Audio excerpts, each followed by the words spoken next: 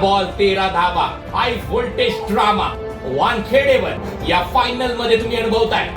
मोईनसाठी यॉर्करचा प्रयत्न. मोईन सांगतोय धाव नकोय. 3-13 एका टीमचे वाचतील. 3-13 आणि एक संघ त्या करंडकावर नाव कोरेल. 3 बॉल 13 मोईनने मारलाय. परत धाव घेण्याचा प्रयत्न नाहीये.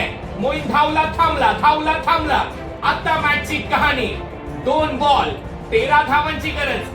या बॉलवर षटकार किंवा चौकार पाहिजेच. मला तर वाटते षटकारच पाहिजे, तर तुम्ही सामन्यामध्ये राहाल. फुल टॉस यावेळेला पॉइंटच्या डोक्यावरून थर्ड मॅनला बॉल सीमा पार आणि हा येतोय चौकार. 1 बॉल आणि 9 धावांची गरज. राजेश शेवटचा बॉल घेऊन. राजेशचा फुल टॉस आणि हा सामना इथे जिंकलाय मराठा रॉयल्सने.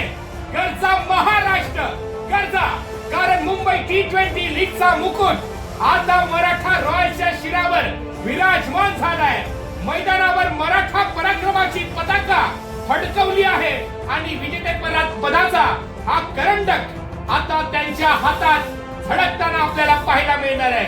लढले शंभू सारखे, खेळले विजेत्यांसारखे आणि जिंकले राजांसारखे मराठा रॉयल्स सम्राट आहे. हे पुनरावृत्तीचं वर्ष आहे, कारण भारतीय संघाने T20 विश्वचषक दुसऱ्यांदा जिंकलाय.